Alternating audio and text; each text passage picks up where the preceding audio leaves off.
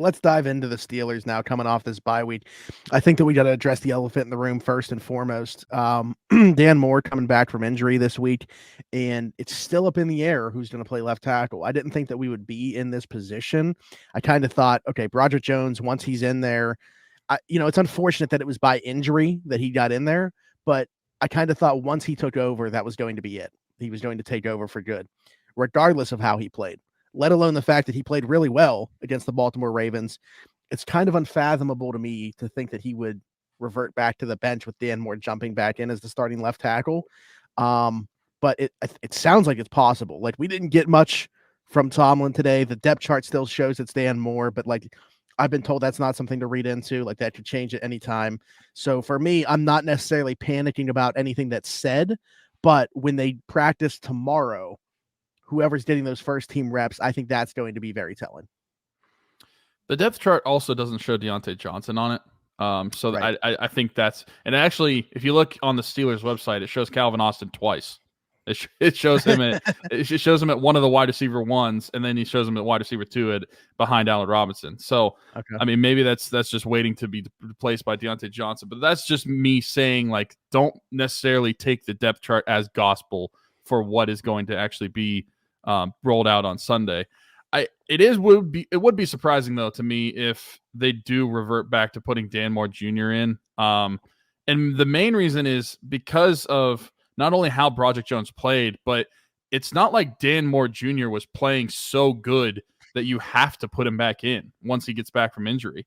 I think that if you got a Broderick Jones in the Ravens game where he looked really out of place and just absolutely looked lost at left tackle, then that's more of a conversation where you kind of go back to what you started the year with, and what there wouldn't have been as much as a decision to be made. But with your first round pick playing as well as he did in that start, I feel like there shouldn't be much of a conversation about it. I thought Dan Moore Jr. was struggling pretty heavily in the first few games. And so to have this as a discussion, and I mean, maybe I have no idea what Tomlin or the offense is thinking when it comes to this. Maybe they're trying to push Broderick Jones a little bit more in practice this week, or because I feel like maybe he thinks that this will drive him to continue to want to be better, and that he didn't just automatically win the spot based off of one game. But that's also me just kind of like picking at straws and trying to find an answer as to why it's not just an obvious conclusion that after clearly a great start from Broderick Jones, and it clearly probably better than any of the starts that Dan Moore Jr. has had up to this season, why would you just revert back to Dan Moore Jr.?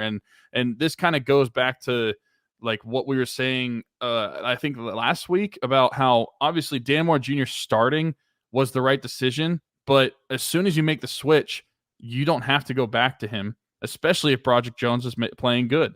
And so you made the switch. Broderick Jones has that great start, and I feel like it shouldn't really be up in the air. And this is personal opinion as well. Like, obviously, like, I'm not on the Steelers staff. I'm not as smart as anybody on there. I'm not in the practice or anything. But based off what you saw in the Ravens game and what you saw from Dan Moore Jr., why would you even question going back to him? Yeah, I think the thing is, too, it's like, okay, say Dan Moore didn't get hurt, but he wasn't playing that well, like what had happened up until he got hurt. And granted, we know he was kind of put through the gauntlet early in the season when you look at the pass rushers that he went against. But this, like, the bye week is probably where you'd be looking to kind of turn the keys over to Broderick Jones anyway, right? Like, this is the time where you would think Dan Moore's struggling, but again, say the injury wasn't a factor here. You would think this would be the time where you'd be turning to your guy that you hope is your franchise left tackle anyway with a time off. You look at their upcoming schedule, the Rams don't have a guy on the edge that's, I'm not going to say notable, but of the caliber that they've seen here early in the season. I mean, he went against Jadeveon Clowney and handily won that matchup. Granted, Jadeveon Clowney, much better run defender than pass rusher, but he's been pretty solid as a pass rusher even this year too, kind of had a resurgence. Now, after the Rams game, you do have Josh Allen, very good pass rusher, and potentially Harold Landry. Tennessee maybe move. I think he spends more time on the other side, but they will move him around a little bit. So, those two guys, especially Josh Allen. Josh Allen's very good. Harold Landry's good. Josh Allen is kind of in that maybe like 2A tier of pass rusher. But again, like I'm at the point now where I think Broderick has to play. I think it'd be bloody ridiculous to go back to Dan Moore Bloody. Jr. Well, we're going across the pond, are we? Going throwing in some English slurs. I gotta confess. I told somebody that I would find a way to work that into the show today. So okay, there you go. I mean, bloody. As long as we're not in the United States, I'm pretty sure I could still mark that this is a not explicit show. So that works out. But yeah, you have a good point. But I think that when we talk about how is Broderick Jones going to get better, I feel like going against a guy like Josh Allen in a couple weeks is a way that he's going to improve.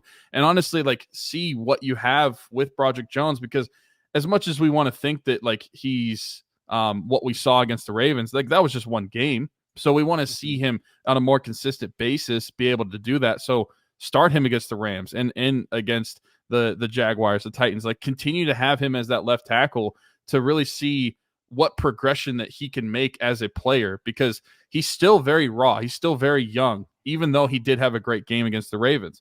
Like we talked about this all in the draft process and after he was drafted by the Steelers, that this is a guy that is not necessarily going to start right away, and he is raw at the position, but his ceiling is much higher than anybody else on the Steelers.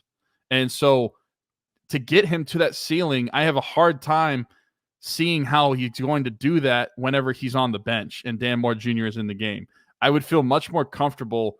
And honestly, I kind of relate it to how we feel about some of the Pirates players too, when we talk about them, like the younger guys. Like sometimes to get better, you just have to get through the growing pains of the top level. So he's going to have to get through some of those growing pains if he has them at this NFL level as a starter.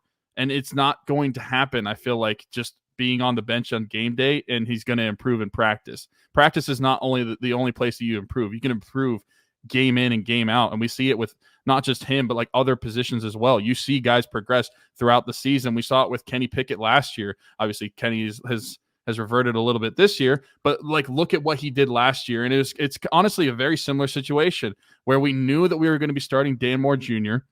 We knew we were starting Mr. Trubisky, and around the bye week, that seemed like a good time to make the switch because the starter had been struggling. And so you go to the rookie, and then from then on out last year, we saw Kenny. It was a struggle at first, but then he progressed. And by the end of the season, we had a lot of faith in this guy moving forward. And I think that you should take that approach with Broderick Jones as well. He wasn't the starter in the season, but he's one that you expected to at least make the leap some point into the season as the starter. You're getting to that point. He started in a game. You shouldn't just pull the reins off right now. Continue to throw him to the wolves and see what he can do. That's how he's going to improve, and especially going against some of the best, like you said, with Josh Allen in a couple weeks, if he continues to make those starts, that's how he's going to improve, is going against just those guys. And he gets to go against some of the best in practice as well with Alex Highsmith, TJ Watt, like that's some good, but those guys are on his team. Those aren't the guys that he's going to be going against in the games. So getting those reps in the game, I just think is really valuable for his progression as a player.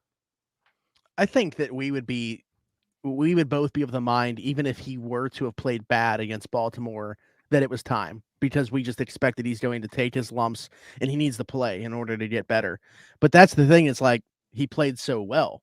So it's like not even a conversation for us as to who you're getting the better play from. Even right now, we know long-term Broderick Jones is going to give you the better play.